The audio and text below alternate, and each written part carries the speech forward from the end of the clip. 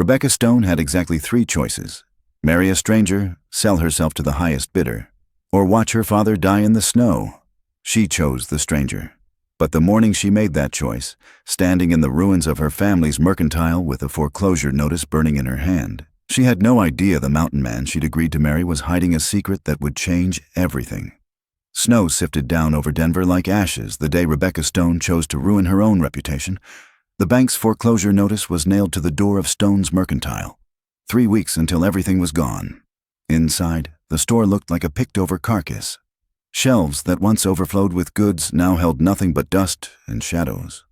The glass jars that used to gleam with candy sat empty. The fabric bolts her mother had been so proud of, gone.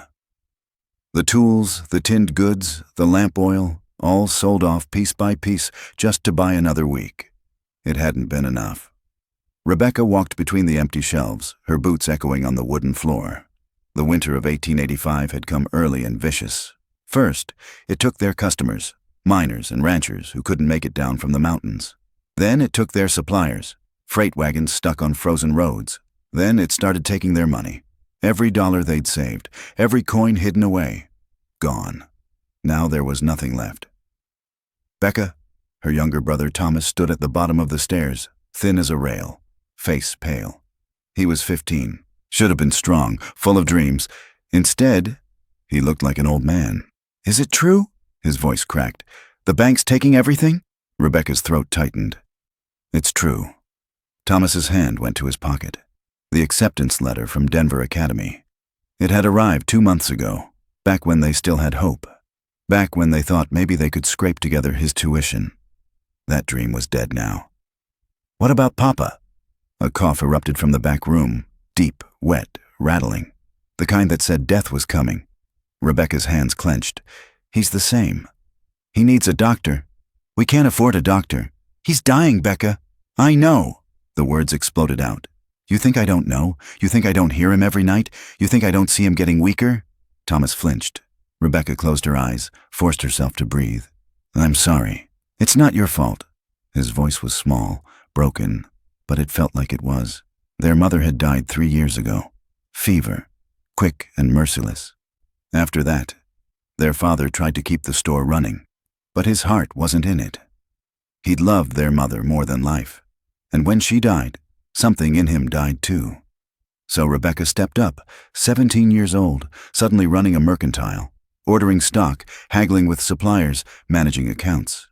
She learned fast, had to. No one would help a girl barely old enough to marry run a business. She'd done well. For a while. The store stabilized. They even started saving. Then winter came, and winter didn't care how hard you worked. Winter just took and took until there was nothing left. Another cough from the back room, longer, more painful. Rebecca moved toward the sound, Thomas following. Their father sat in his chair by the cold stove, blanket wrapped around his shoulders.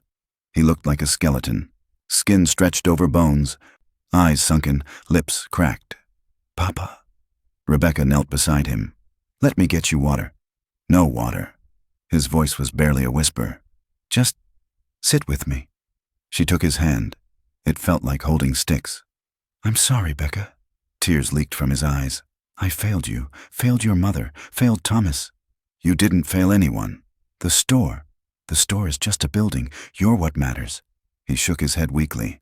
"When the bank takes it, where will you go?" Rebecca had no answer.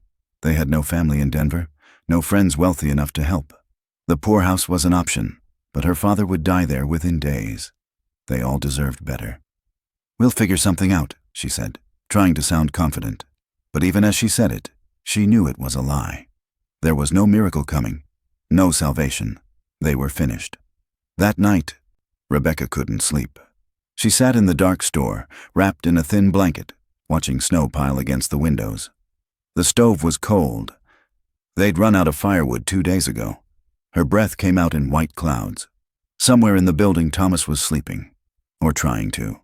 Their father was in his chair, too weak to climb stairs, and Rebecca sat in the dark, doing math in her head. $800. That's what the bank wanted. $800 they didn't have and couldn't possibly get. She'd tried everything, begged suppliers for credit, asked every merchant in Denver for loans, knocked on doors of every wealthy family she could think of. Nothing. No one wanted to help a failing store run by a girl. The snow kept falling, thick, heavy, burying Denver under white silence. Rebecca pulled the blanket tighter and stared at the empty shelves. This store had been her grandfather's dream. He'd built it from nothing, brick by brick. Her father had grown up here, met her mother here, raised his children here. And now, it was dying. Just like Papa. She thought about Thomas's acceptance letter, about the life he could have if he got an education, about the doctor Papa needed, about the warm meals and the firewood and all the simple things they couldn't afford anymore. $800. Might as well be 8 million. A sound outside made her freeze. Footsteps, crunching through snow. Rebecca stood, heart pounding. It was past midnight. No one should be out in this weather. The footsteps stopped at the door. A knock. Rebecca grabbed the poker from beside the cold stove and moved toward the entrance. Through the frosted window, she could see a dark shape. Tall, broad-shouldered. Another knock, harder. "We're closed," she called out. "Need to speak with you, Miss Stone." A man's voice, deep, rough. "Come back in the morning. Can't wait till morning. Storm's getting worse." Rebecca hesitated. Every instinct screamed danger. But something in his voice, not threatening, just urgent. She cracked the door open, poker ready. The man standing there was covered in snow. Heavy coat, wide-brimmed hat pulled low. She couldn't see his face clearly in the dark. "What do you want?" "Name's Caleb Winters. I've been in your store before. Bought supplies." Rebecca squinted. The name was familiar. "The Trapper?" "That's right. We're closed, and we've got nothing left to sell anyway." "I'm not here to buy." He paused. "I'm here to make you an offer." Something in his tone made her skin prickle. "What kind of offer?" "The kind that saves your family." Rebecca's grip tightened on the poker. "I don't understand." "Let me in. I'll explain." Every sensible part of her said no. Said slam the door, lock it, hide upstairs. But the desperate part, the part that had been drowning for months, that part said yes. She opened the door wider. Caleb Winters stepped inside, bringing cold air and snow with him. In the dim light from her single candle, she could finally see his face. Weathered, hard, maybe 30 years old, blue eyes that looked like they'd seen things most men never would. He pulled off his hat. "You're in trouble. That's not news. Bank's foreclosing in 3 weeks. Everyone knows that. Your father's dying." Rebecca's jaw clenched. "Get to the point." "I can pay off your debts, all of them. Your father can see the best doctor in Denver. Your brother can go to that school he wants." Her heart stopped. "Why would you do that?" Caleb met her eyes. "Because I need a wife." The words hung in the air like smoke. Rebecca stared at him. "What?" "I need a wife. You need money. Simple trade." "That's not, you can't just..." She couldn't form words. "I can pay the bank tomorrow, $800, plus another $200 for doctor bills and your brother's tuition." His voice was calm, matter-of-fact, like he was discussing the weather. "In exchange, you marry me and come with me into the mountains before the passes close." Rebecca's mind spun. "You're insane." "I'm practical. You're asking me to marry you. A complete stranger. I'm offering you a way out." "Why?" The word came out sharp, desperate. "Why me? Why would you do this?" Caleb was quiet for a moment. "Because I've watched you run this store for 2 years, watched you work harder than any man I know, watched you fight for your family even when everyone else gave up." He paused. "I need someone strong, someone who won't break when life gets hard. That's you." Rebecca's hands shook. "What kind of life are you offering?" "Honest one, hard one, remote. No society, no luxuries. But you'll be fed, warm, safe, and your family keeps their home. I don't even know you. You know I pay my debts. You know I keep my word. That's more than most men can say." He was right. She'd seen him in the store before. Always polite, always paid in full, never caused trouble. But marriage? "I need time to think," she said. "Don't have time. Storm's closing the passes. We leave tomorrow at dawn or we don't leave at all." His eyes held hers. "I need an answer now." Rebecca's mind raced. This was insane. Reckless. She'd be throwing herself away on a stranger, vanishing into the wilderness with a man she'd spoken to maybe 3 times. But Thomas's face flashed in her mind. The acceptance letter in his pocket, her father's cough, the way he looked at her with such guilt, such sorrow, the foreclosure notice on the door. 3 weeks until they lost everything, or one word that could save them all. Rebecca took a breath. What happens after we're married? What do you expect from me? Partnership, work, respect. He paused. Nothing you don't want to give. And if I say no? Then I walk out that door and you never see me again. The candle flickered. Snow tapped against the windows. Rebecca thought about her mother, about the stories she used to tell of romance and love and choosing your own path. This wasn't that. This was survival. Yes, Rebecca whispered. Caleb nodded once. Be ready at dawn. Bring what you can carry. He turned toward the door. Wait, Rebecca said.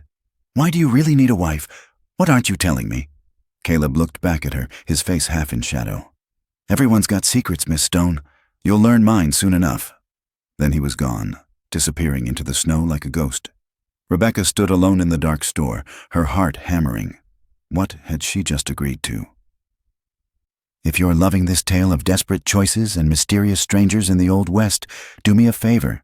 Hit that like button and subscribe so you don't miss what happens next.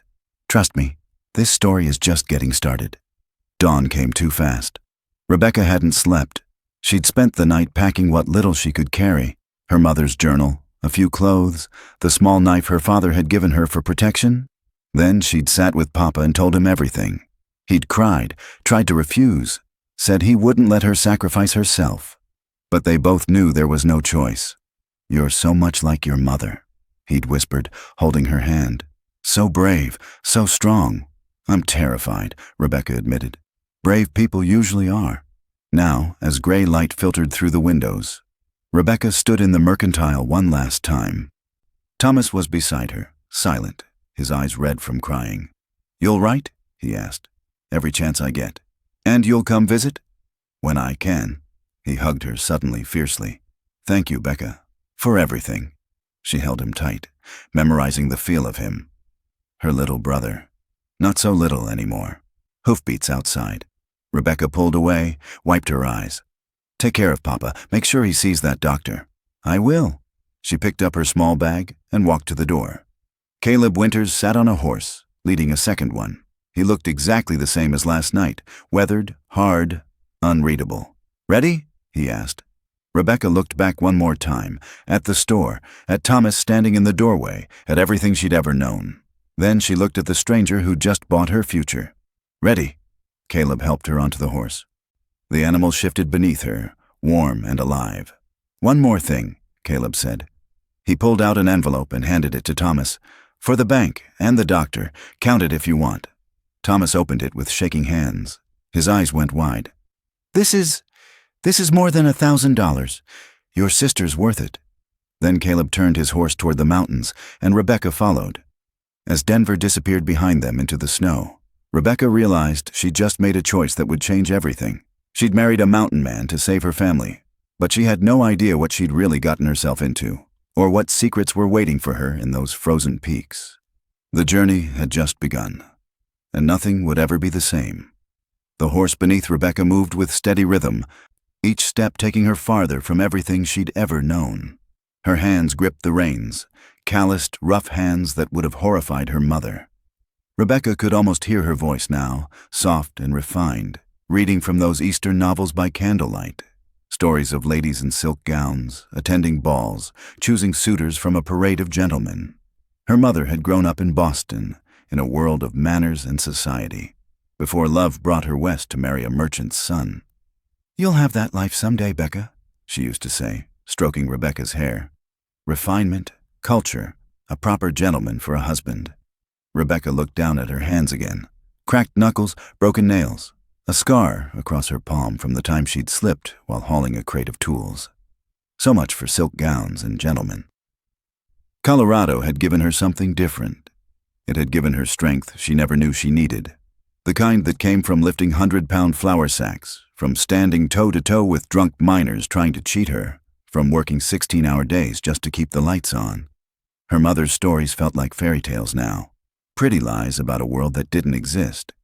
At least not for girls like her. You all right back there? Caleb's voice cut through her thoughts. Fine, Rebecca said. He didn't push, just kept riding. The snow was getting heavier, the trail narrower. Rebecca's mind drifted back to 3 years ago, when her mother was still alive and the store was thriving. Back then, she'd actually had suitors, young men who'd come calling with flowers and awkward compliments, the banker's son, the lawyer's clerk. Even the mayor's nephew once. They'd been drawn by her looks, her mother's dark hair and fine features, and by the store's success.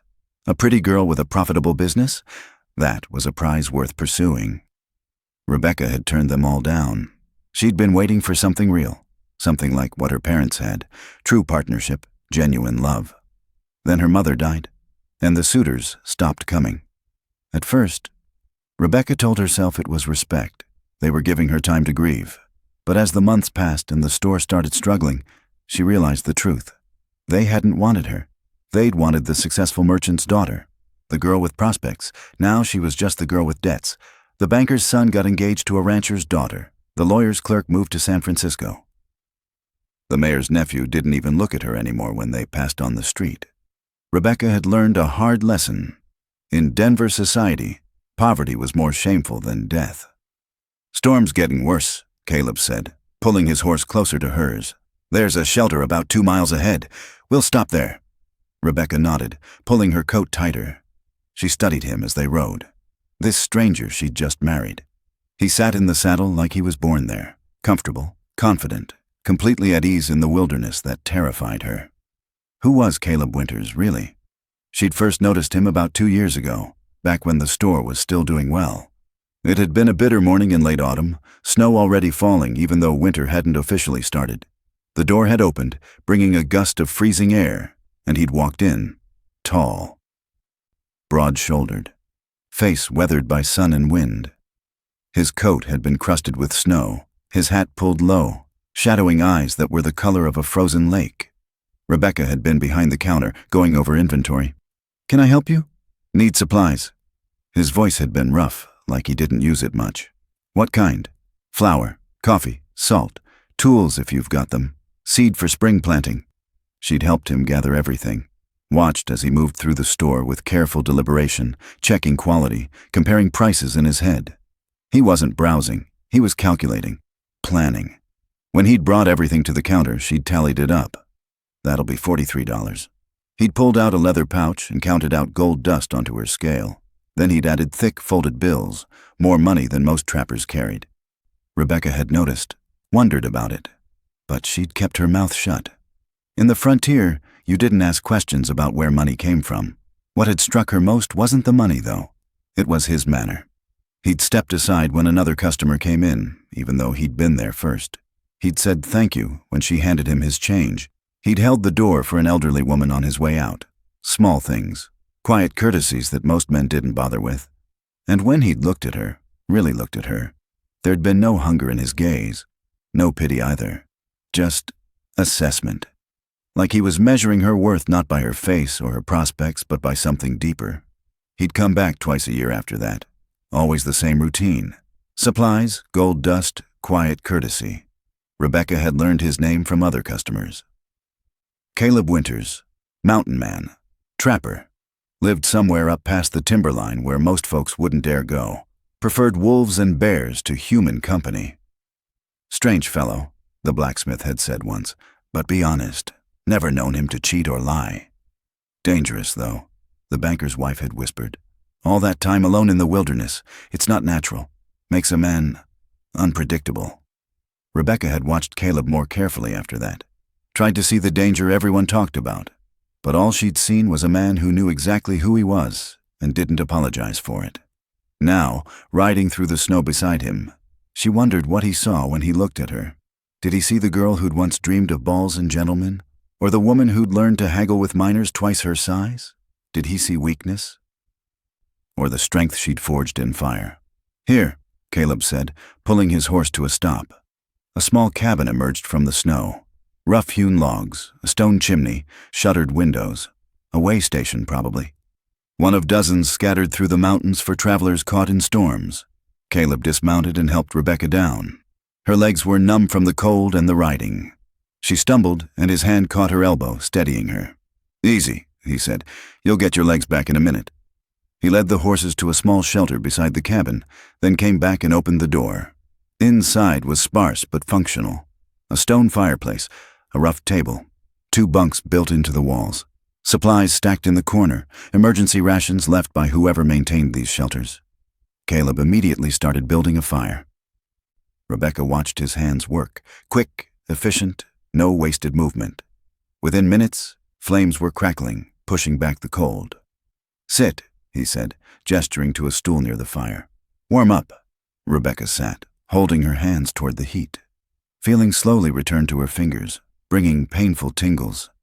Caleb pulled out supplies from his pack: dried meat, hard bread, a canteen of water. He handed her a portion without comment. They ate in silence. Rebecca's mind was racing. She was alone in a cabin with a man she barely knew. Her husband now, legally. He could do anything he wanted. She'd have no recourse, no protection. But Caleb just ate his meal, stared at the fire, and kept a respectful distance. Finally, Rebecca couldn't stand the silence anymore. "Why did you really offer to marry me?" Caleb was quiet for a long moment. "Told you, I need a wife. But why? And why me specifically?" He looked at her then, those blue eyes steady and unreadable. "You ever watch someone and just know they're stronger than they look? Know they won't break when things get hard?" "You've been watching me. Everyone watches everyone in a small town, Miss Stone. Don't pretend you haven't noticed things about people." He was right. She had. She'd learned to read customers, who would pay, who would try to cheat, who could be trusted. "I've been coming to your store for 2 years, Caleb continued. "I've seen you handle drunk minors without flinching, seen you out-bargain men twice your age, seen you work from dawn till midnight and then get up and do it again." He paused. "I've also seen the way you take care of your family, the way you put them first, always. That's rare." "That's worth something." Rebecca's throat tightened. "You still haven't answered why you need a wife. Life in the mountains is hard, lonely. I need a partner, someone who can work beside me, not just someone to cook and clean." "And you think I can do that?" "I know you can." His voice was certain, absolute. "You've been doing it your whole life, just in a different setting." Rebecca stared at him, trying to see past the weathered face and the guarded eyes, trying to understand what she'd gotten herself into. "What aren't you telling me?" she asked quietly. Caleb's jaw tightened. "Plenty, but you'll learn it all soon enough." "That's not an answer.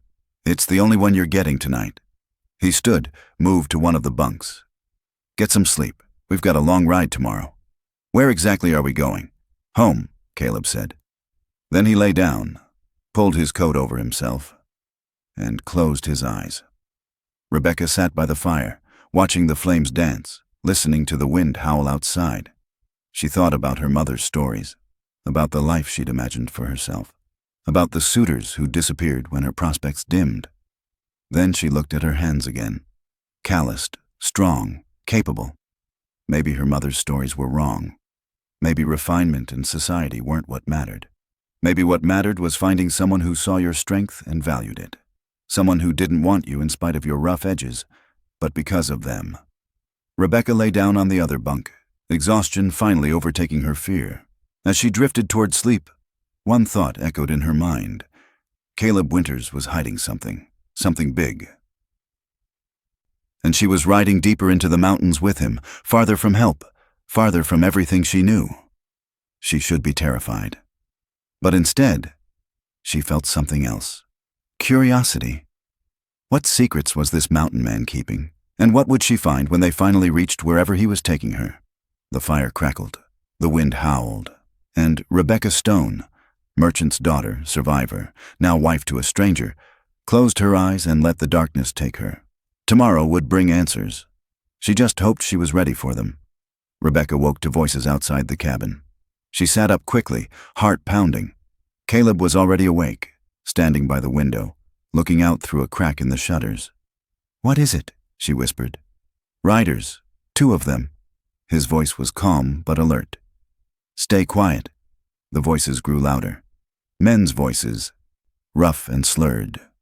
"Told you, there's smoke coming from the chimney." "So what? Probably just some trapper. Could have supplies, money." Rebecca's blood went cold. Caleb's hand moved to his belt, where she now noticed a gun she hadn't seen before. The door rattled. Someone testing the latch. "Hello in there. We're just travelers, caught in the storm. Need shelter." Caleb didn't move, didn't respond. More rattling. Then cursing. "Open up, damn you! Move away from the door," Caleb called out, his voice hard as iron. "This shelter's occupied. There's another one 3 miles north." Silence, then laughter. 3 miles in this snow? You expect us to— I expect you to move along, now. And if we don't? Caleb pulled his gun, cocked it. The sound was loud in the small cabin. "Then you'll regret it." A long pause. Rebecca held her breath. Finally. "Fine, keep your damn shelter." Footsteps crunching away. Horses whinnying.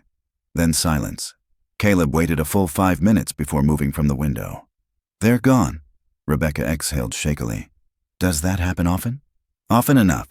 He holstered his gun. "The mountains attract all kinds, not all of them friendly. And you live up here alone." "I can handle myself." He started gathering their things. "We should move. Don't want to be here if they come back with friends." Within minutes, they were back on the horses, riding deeper into the wilderness.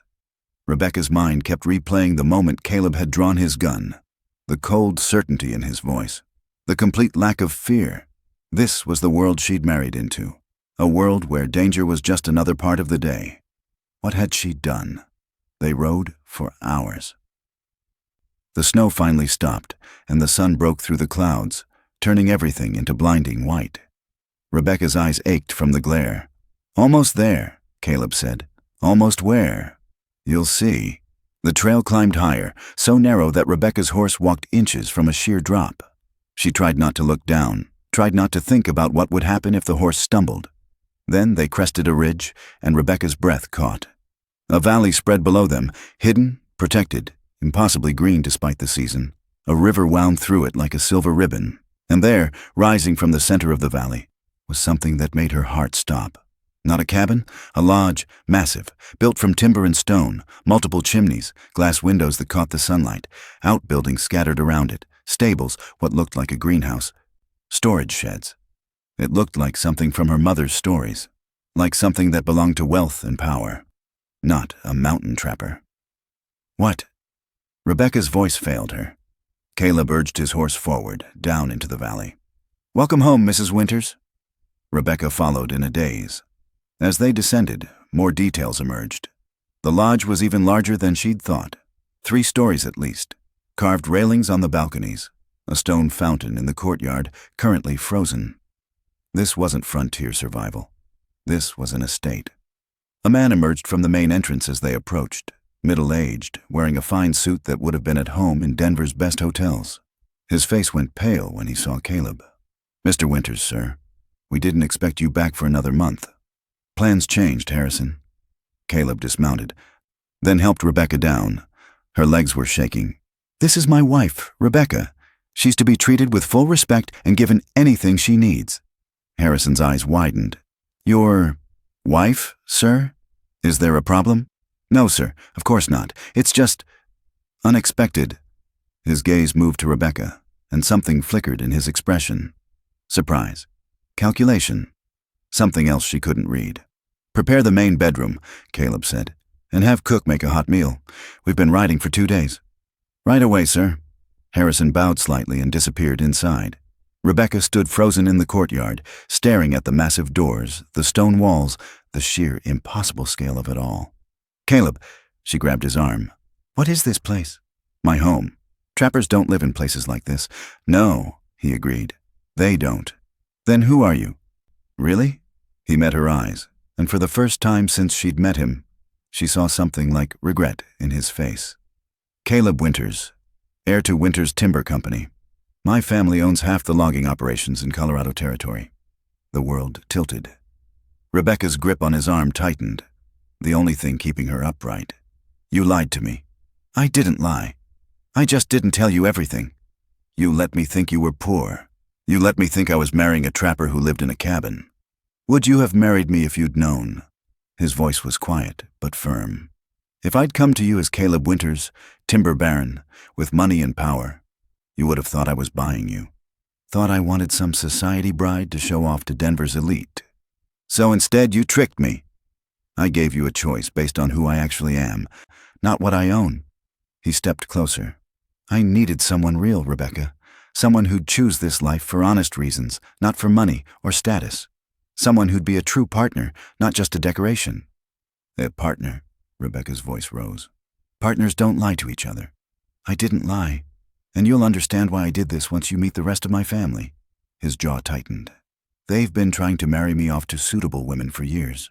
Women who want the winner's name and fortune. Women who'd never survive a real day's work. Women who'd look at you like you're dirt beneath their shoes. And you think I'm different? I know you are. I've watched you for 2 years, remember? You're stronger than any of those society women could ever be. You're exactly what I need. Rebecca wanted to scream, wanted to hit him, wanted to demand he take her back to Denver immediately. But Denver had nothing for her. Just debts and death and a foreclosure notice. And here was warmth and food and safety. Here was Thomas's tuition paid.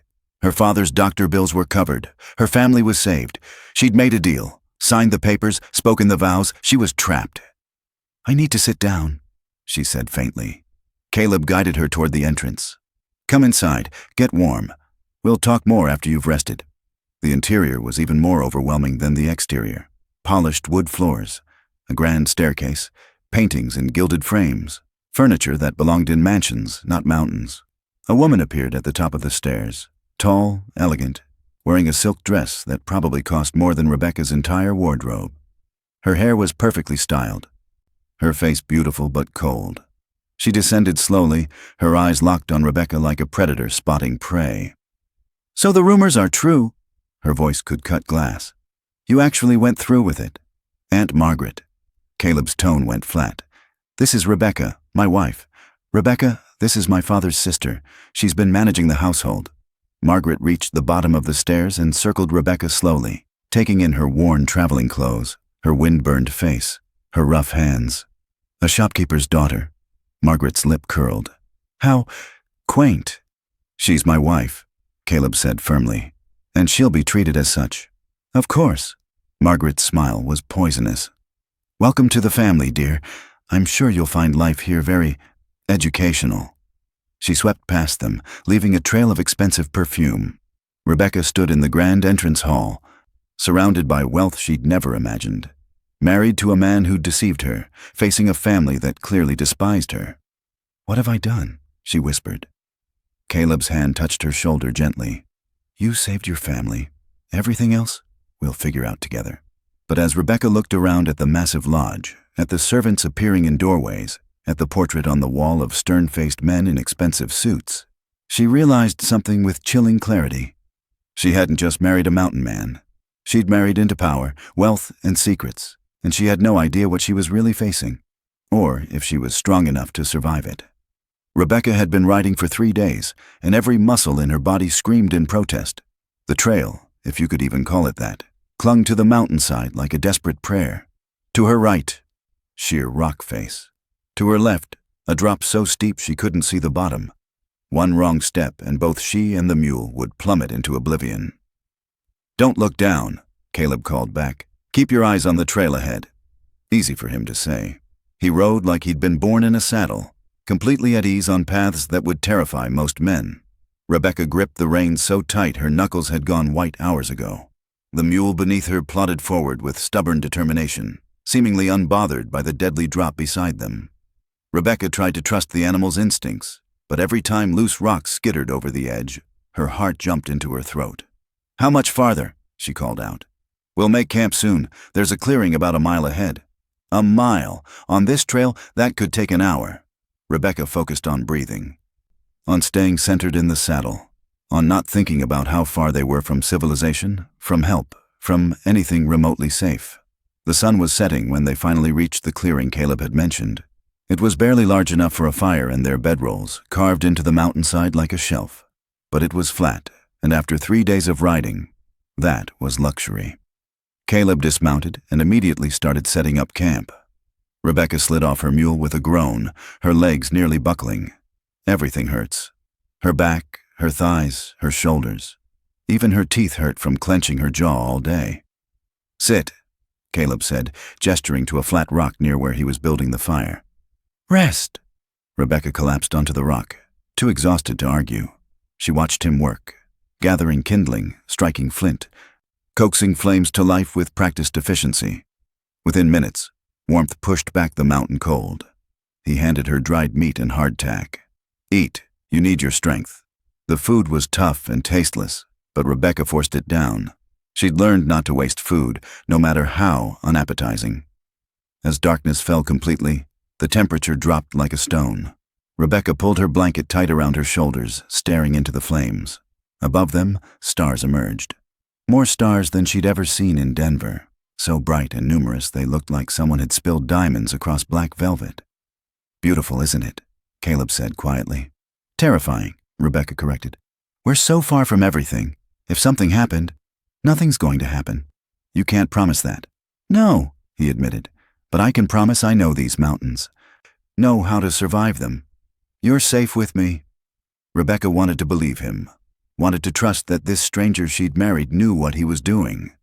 But doubt gnawed at her. She thought about the life waiting for her at the end of this journey. A cabin, probably. Small, drafty, miles from the nearest neighbor. She'd spend her days hauling water, chopping wood, preserving food for winter. Endless toil just to survive. No society, no culture, no connection to the world she'd known. This was her future now. What's it like? She asked. Where are we going? Caleb was quiet for a moment. Remote, isolated, hard work, especially in winter. Do you have neighbors? Not close ones? A town nearby? Nearest settlement is 2 days' ride. Rebecca's stomach sank. 2 days. If she got sick, if something went wrong, help was 2 days away. What will I do there? What will my days look like? Depends on the season.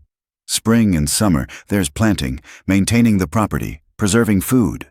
Fall is harvest and preparation for winter. Winter, he paused. Winter is survival. Keeping warm, keeping fed, waiting for spring. It sounded exactly as bleak as she'd imagined. Do you ever get lonely? The question slipped out before she could stop it. Caleb looked at her across the fire, his face half in shadow. That's why I needed a wife. Not a romantic answer. Not a comforting one. Just honest. Rebecca pulled the blanket tighter. I don't know if I can do this. You can. You're stronger than you think. How do you know? Because you're here. Because you made an impossible choice to save your family.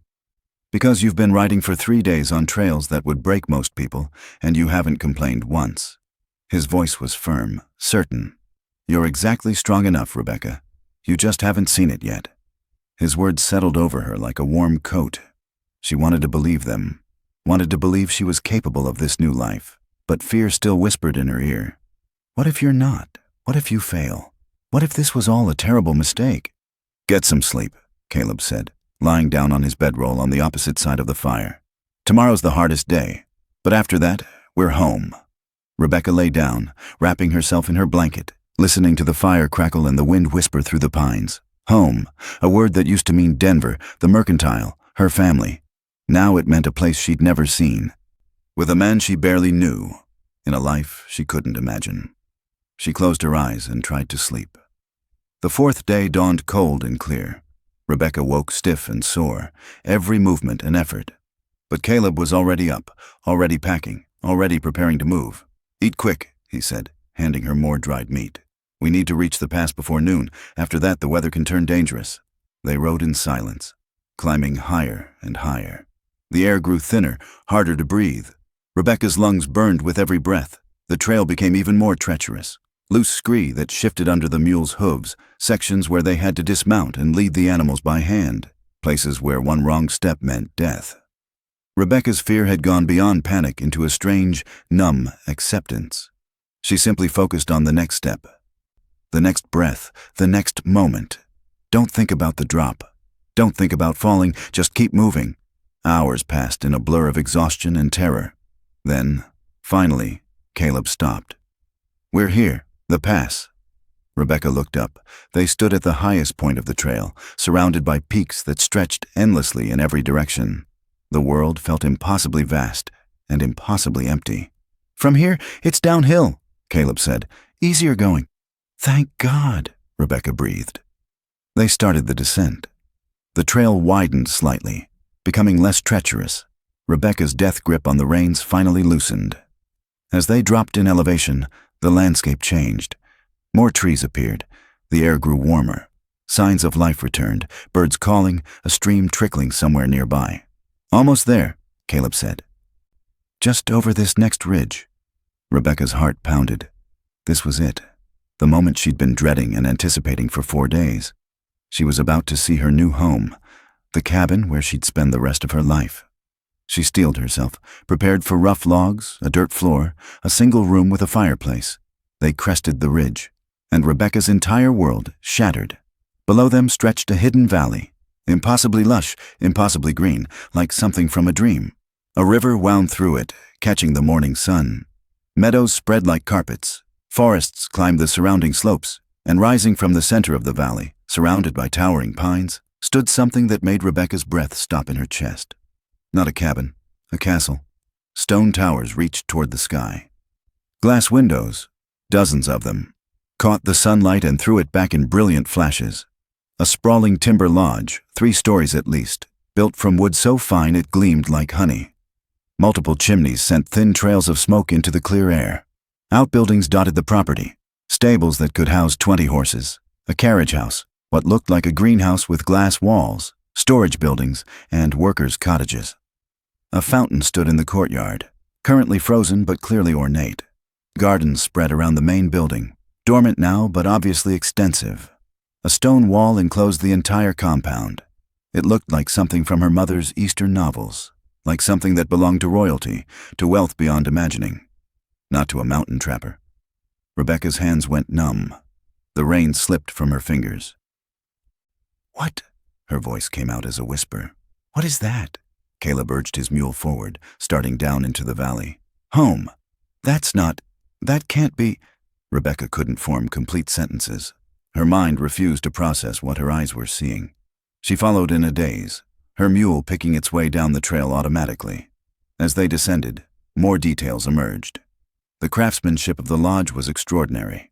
Carved railings, decorative stonework, stained glass in some of the windows. This wasn't frontier construction. This was art. This was wealth. People appeared as they approached. Men in work clothes emerged from the outbuildings. A woman in a fine dress, a servant's uniform, Rebecca realized with shock, stood at the main entrance. This wasn't a homestead. This was an estate. They reached the courtyard. Caleb dismounted smoothly.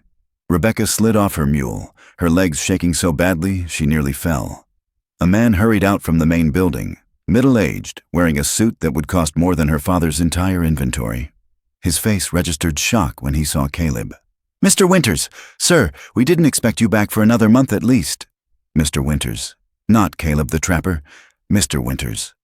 Rebecca's vision swam. "Plans changed, Harrison," Caleb said calmly. "This is my wife, Rebecca. She's to be treated with full respect and given anything she needs." Harrison's eyes went wide as dinner plates. "Your wife, sir? Is there a problem?" "No, sir. Of course not. Just unexpected." Harrison's gaze moved to Rebecca, and she saw calculation flash across his face. Assessment, judgment. She looked down at herself. Travel-stained clothes, wind-burned face, rough hands, hair a tangled mess. She looked like exactly what she was, a shopkeeper's daughter who'd been riding through mountains for 4 days. And she was standing in front of a castle. "Prepare the main bedroom," Caleb was saying. "Have cook make a hot meal. We've been traveling hard." "Right away, sir." Harrison bowed, actually bowed, and disappeared inside. Rebecca stood frozen in the courtyard, staring at the massive doors, the stone walls, the impossible grandeur of it all. Caleb stepped beside her. "Rebecca, who are you?" The words came out flat. Shocked. "Who are you, really?" He met her eyes, and for the first time since she'd met him, she saw something like regret in his face. "Caleb Winters, heir to Winters Timber Company. My family owns half the logging operations in Colorado Territory." The world tilted. Rebecca's knees buckled. Caleb caught her arm, steadying her. "Easy. You lied." Her voice shook. "You lied to me." "I didn't lie. You let me think you were poor. You let me think I was marrying a trapper. You let me prepare for a cabin and hardship and—" She gestured wildly at the lodge. "And this is what you bring me to? Would you have married me if you'd known?" His voice was quiet, but firm. "If I'd come to you as a wealthy heir, you would have thought I was buying you, thought I wanted a society bride to parade around. So instead, you deceived me. I showed you who I really am, not what I own. He stepped closer. I needed someone real, Rebecca. Someone who'd choose this life for honest reasons. Someone strong enough to be a true partner. A partner? Rebecca's laugh was bitter. Partners don't lie to each other. Before Caleb could respond, a voice cut through the courtyard like a knife. Well, so the rumors are true. Rebecca turned. A woman stood at the top of the entrance steps. Tall, elegant, dripping in silk and jewels. Her hair was perfectly styled, her face beautiful but cold as mountain ice. She descended slowly, her eyes locked on Rebecca like a hawk spotting wounded prey. You actually married her. The woman's voice could cut glass. A shopkeeper's daughter. How quaint. Aunt Margaret, Caleb said, his tone going flat. This is my wife, Rebecca. Rebecca, this is my father's sister. She's been managing the household. Margaret reached the bottom of the steps and circled Rebecca slowly, taking in every detail of her disheveled appearance. Managing? Margaret's laugh was sharp. I've been holding this family together while you played hermit in the woods, and this is what you bring home? She looked Rebecca up and down with open contempt. A girl with dirt under her nails and no breeding whatsoever. Something hot and fierce flared in Rebecca's chest. She'd spent 4 days terrified, exhausted, preparing herself for hardship. She'd been lied to, deceived, brought to a place she didn't understand.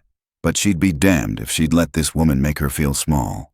Rebecca lifted her chin and met Margaret's cold gaze directly. I'm his wife. That's all the breeding I need. Margaret's eyes narrowed. Then she smiled, a thin, dangerous smile. Oh, darling, she said softly. You have no idea what you've walked into. She swept past them into the lodge, leaving a trail of expensive perfume and unspoken threats. Rebecca stood in the courtyard, surrounded by wealth she'd never imagined, married to a man who deceived her, facing a family that clearly despised her. The massive doors of the lodge stood open before her like a mouth waiting to swallow her whole. And Rebecca realized with chilling clarity, the hard part wasn't the journey through the mountains. The hard part was about to begin. Whatever waited inside that lodge, whatever secrets, whatever dangers, whatever tests, would require every ounce of courage she possessed. And she wasn't sure she had enough. But she'd come too far to turn back now. Rebecca took a deep breath, squared her shoulders, and walked through the doors into her new life. Into the unknown. Into whatever fate awaited her in this hidden castle in the mountains.